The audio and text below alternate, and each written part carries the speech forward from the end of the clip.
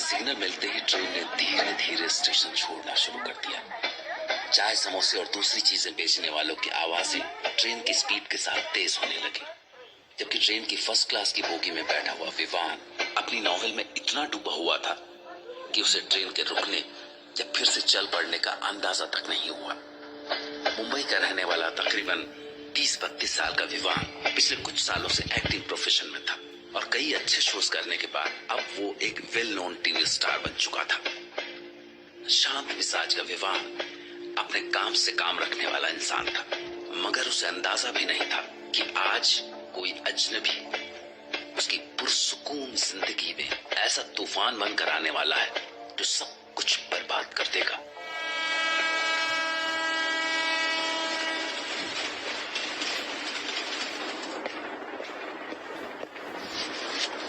Excuse me, आप विवान शाह है ना? जी। मैं आपका बहुत बड़ा फैन हूँ। मैंने आपके लगभग सारे शोज देखे हैं। बड़ा अच्छा लगा आपसे मिलके। Thank you. Same here. Oh pager, ये बड़ी काम की टेक्नोलॉजी आई है इंडिया में। हाँ, मैसेज वगैरह भेजने में तो काफी सहूलियत रहती है। आई मीन कहीं भी रहो you can message anybody. Mumbai में तो इसके बिना काम ही नहीं चलता। यूएस वगैरह में तो काफी पहले से यूज होता है। बाय द वे, मैं राघव, बिजनेसमैन हूँ। Oh great. कैसे हैं आप? Fine, thank you. वैसे क्या आप किसी शूट पर जा रहे हैं? नहीं, अपने होम टाउन जा रहा हूँ, भोपाल। ओह, काश आप भी कानपुर तक चल रहे होते तो हमारा साथ थोड़ा और लंबा हो जाता, लेकिन फिर भी हमारे पास एक दूसरे को जानने के लिए काफी समय है। वैसे मैं आपको डिस्टर्ब तो नहीं करना चाहता, लेकिन एक बात पूछ लूं? जी पूछिए। एक फेमस पर्सनैलिटी बनकर कैसा फील होता है? मेरा मतलब कि लोग आपको जानते हैं, पहचानते हैं, तो ये कैसी फीलिंग देता है? राघव जी, मैं टीवी कलाकार हूँ, फिल्मों का नहीं, तो इतना फेमस भी नहीं हूँ, बट यस, आप जैसे चाहने वाले मिल जाते हैं तो इट फील्स ग्रेट। आप कमाल के आर्टिस्ट हैं और मुझे यकीन है कि जल्दी ही आप फिल्मों में भी दिखाई देंगे। Thank you. ओह, ये आउटर पे ट्रेन रुकना मुझे बहुत इरिटेट करता है। बाहर चल के एक सिगरेट पीना चाहेंगे? ओके।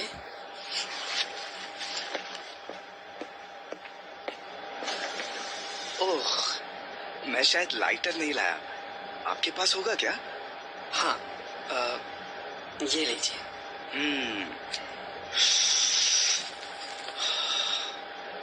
आपका लाइटर बड़ा अच्छा है। V2A, आई गेस कि V तो आप ही हैं और A अमाया, राइट? ओह, बड़ी जानकारी रखते हैं आप मेरे बारे में। मैंने कहा ना, मैं फैन हूँ आपका। जहाँ जो भी छपता है आपके बारे में मैं जरूर पढ़ता हूँ। हाल ही में मैगजीन में अमाया जी की फोटो देखी थी आपके साथ। बहुत सुंदर है अमाया जी, वेरी ब्यूटीफुल। लोगों की पर्सनल लाइफ में भी बड़ा इंटरेस्ट रखते हैं आप।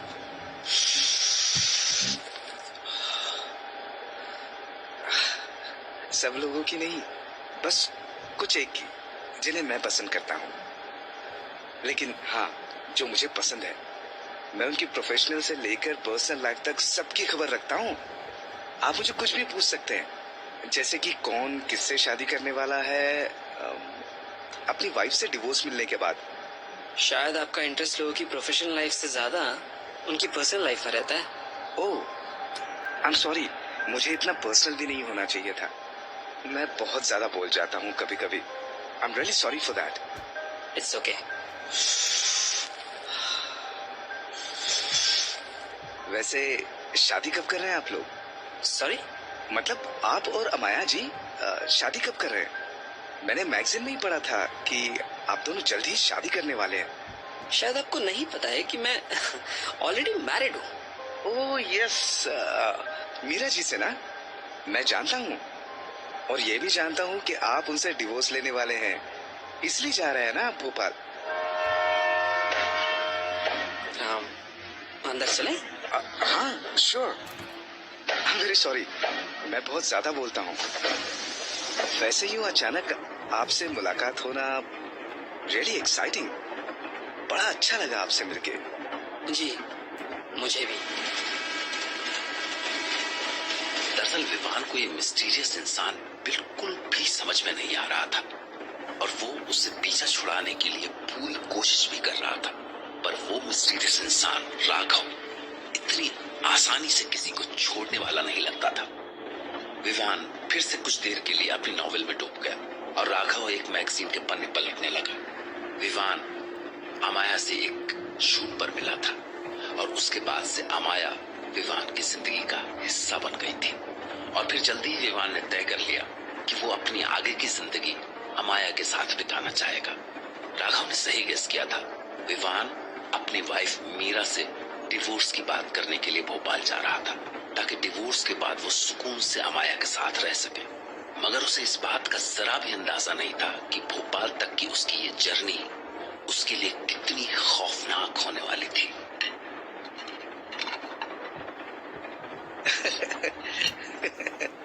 यस, मैं कॉलेज गया हूँ, लेकिन ढंग से पढ़ाई नहीं कर पाया। सच कहूँ तो मन ही नहीं लगा कॉलेज में। सारा वक्त ऐसी मजाक मस्ती में निकल गया। लेकिन आप ऐसे लगते तो नहीं है। I mean you really look well educated. Oh, thank you. किसी ने तो मुझे एजुकेटेड कहा, नहीं तो कुछ लोगों के लिए तो मैं बस एक निकम्मा नाकारा सा इंसान हूँ। रियली? ऐसा कौन बोलता है? I don't think so. मेरे डैड, ही हेट्स मी। इतना सारा पैसा है उनके पास, लेकिन मुझे देने के लिए एक कौड़ी भी नहीं। वो चाहते हैं कि मैं जो भी करूं अपनी कमाई से करूं। सो टेल मी, अब क्या मैं रोड पर झाड़ू लगाना शुरू कर दूं? I hate my dad. कभी कभी तो मन करता है गला दबा दूं उनका। Oh no, please. ऐसे ख्यालों से भी दूर रहना चाहिए। मैं तो नहीं रह पा रहा। क्या आपका मन नहीं करता वाइफ का गला दबाने का? सच कहे तो हर किसी की लाइफ में कोई ना कोई ऐसा जरूर होता है जिसको मारने का मन करता है। एक्सक्यूज मी, मेरा स्टेशन आने वाला है, मुझे निकलना पड़ेगा। सी, मेरे पास एक आइडिया है। मुझे अपने डैड को रास्ते से हटाना है और आपको अपनी वाइफ को। तो क्यों ना हम मर्डर स्विच कर लें। आप मेरे फादर को मार देना और मैं आपकी वाइफ को। व्हाट? आप पागल हो गए हैं क्या? ये कैसी बातें कर रहे हैं आप? मैं अपनी वाइफ को क्यों मारना चाहूंगा? Why should I even think of killing her? हम डाइवोर्स ले रहे हैं और इसके बाद हमारे रास्ते खुद ही अलग हो जाएंगे। देखिए, आप अपनी वाइफ का कत्ल करना चाहते हैं, लेकिन कर नहीं सकते। क्यों? क्योंकि आपको पकड़े जाने का डर है। पुलिस सबसे पहले आप ही को पकड़ेगी, क्योंकि उसके मरने से फायदा आप ही को होगा। Motive, you know. बट अगर मैं उसको मार दूं तो पुलिस को कोई कनेक्शन ही नहीं मिलेगा। सो थिंक, दो अजनबी एक ट्रेन में मिलते हैं और दोनों के बीच कोई कनेक्शन भी नहीं है। ना इससे पहले दोनों ने कभी एक दूसरे को देखा है और दोनों के पास कोई ना कोई है जिससे उनको छुटकारा पाना है, तो वो मर्डर को स्विच कर लेते हैं। God, such a great idea, नहीं? आप सचमुच पागल हो गए हैं? Seriously, think about it at least once. सोचिए, अगर आप मेरे डैड का मर्डर कर देंगे और मैं आपकी वाइफ का, देन पुलिस के पास कुछ भी नहीं होगा हम तक पहुंचने के लिए। तो हमारा काम भी हो जाएगा और किसी को हम पर शक भी नहीं होगा। एक्सक्यूज मी मिस्टर, अगर आपकी ये पागलपन वाली बातें खत्म हो गई हो तो निकलूं मैं अब?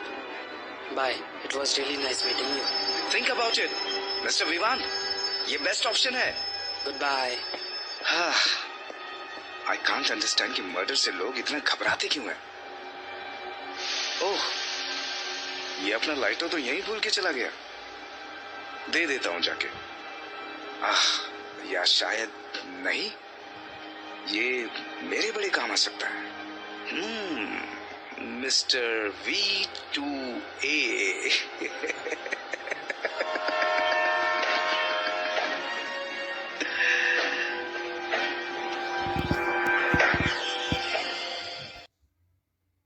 मुंबई में एक्टिंग की दुनिया में अच्छा खासा नाम रखने वाला विवान वैसे तो अजनबियों से बात करना पसंद नहीं करता था, लेकिन इस बार उसे ट्रेन के सफर में एक ऐसा शख्स मिला जिसने विवान की होश उड़ा दी।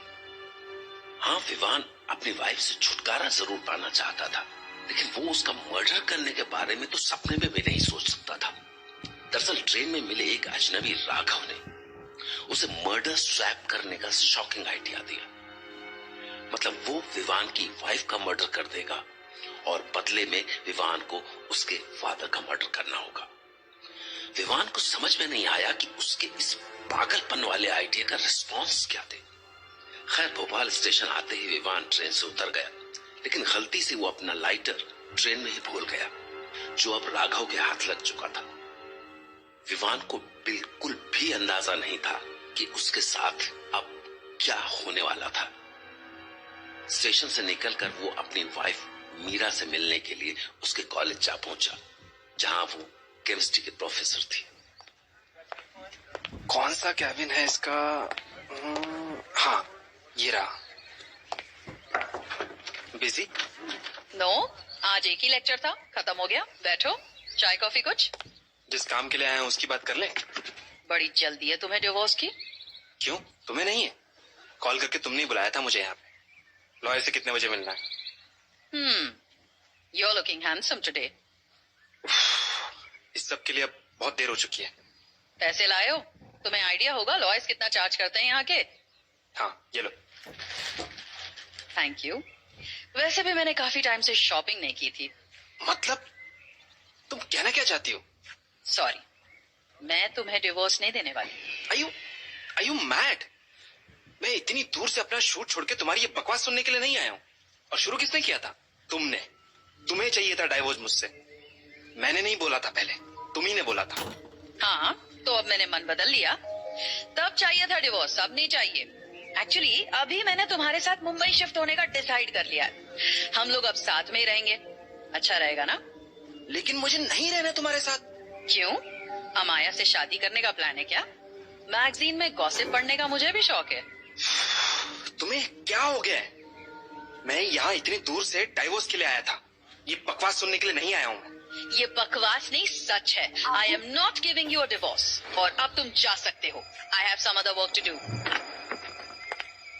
विवान सोच के तो यहाँ कुछ और आया था और उसके साथ हो कुछ और रहा था। उसे नहीं लगा था कि मीरा ऐसे अचानक डिवोर्स के लिए मना कर देगी। कॉलेज से निकलकर विवान सीधा रेलवे स्टेशन के पास एक पीसीयू में पहुंचा और वहां से उसने अमाया को फोन लगाया।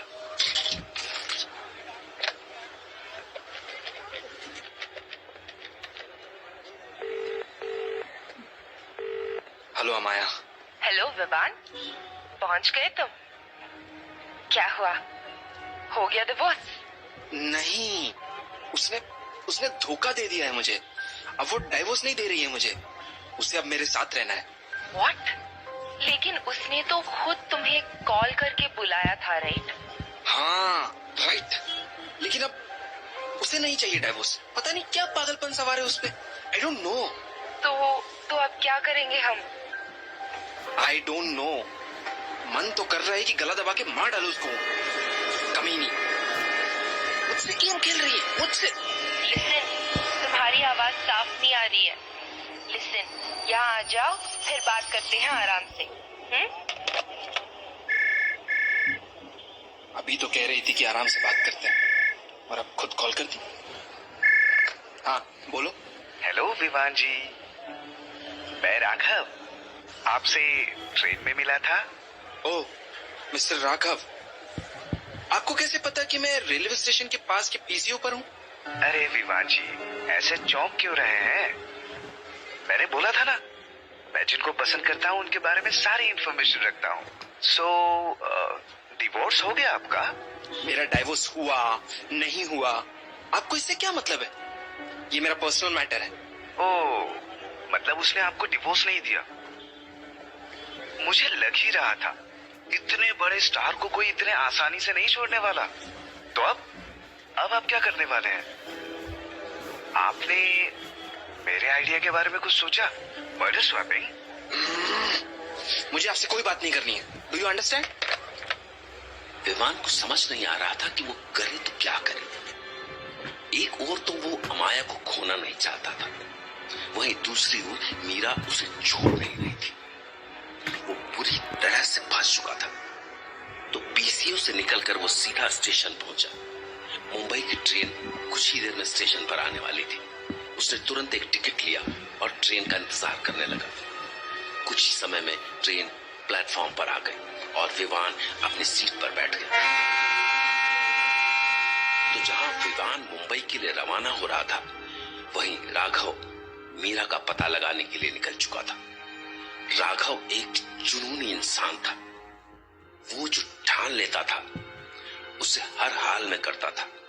तो कुछ ही वक्त की खोजबीन के बाद राघव ने पता लगा लिया कि मीरा कहाँ रहती है और क्या करती है।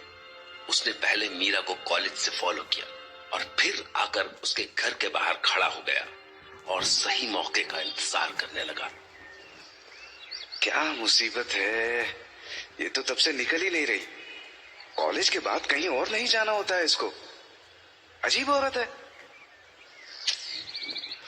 लगता है घर में ही जाकर इसका काम तमाम करना पड़ेगा।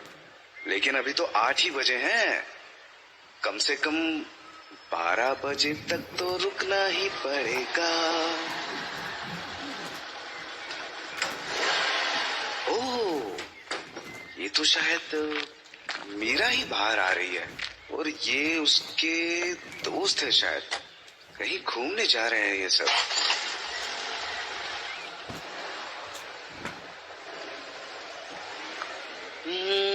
पीछा करता हूँ इनका, शायद बाहर ही कोई मौका मिल जाए। मर्डर करने के लिए घर से ज्यादा अच्छा बाहर ही होता है। ऑटो,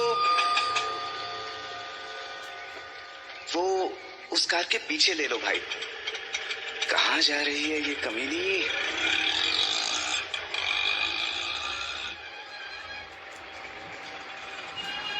ओह, ये तो अम्यूजमेंट पार्क की ओर मुड़ रहे हैं। मतलब ये सब मस्ती करने आए हैं। आज मैं इनकी मस्ती निकालता हूँ अच्छे से। हाँ भाई, इधर ही रोक दो बस। ये लो पैसे।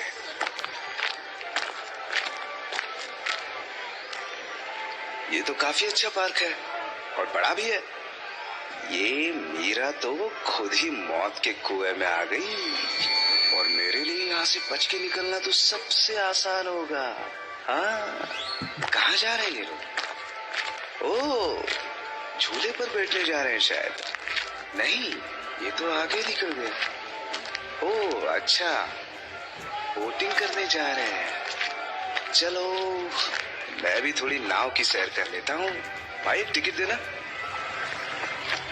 ओहो, ये लोग तो उस पॉन्ड के पार जा रहे हैं। ग्रेट, उधर तो सन्नाटा भी है। बड़ी खुश लग रही है ये तो। लेकिन ज्यादा देर की खुशी बची नहीं है बेचारी की। गाइस तुम लोग चलो, मैं वॉशरूम होकर आती हूँ। वाह, ये तो मेरा काम आसानी से कर दी जा रही है। इधर कोई है भी नहीं। यही सही समय है मैडम से बात करने का।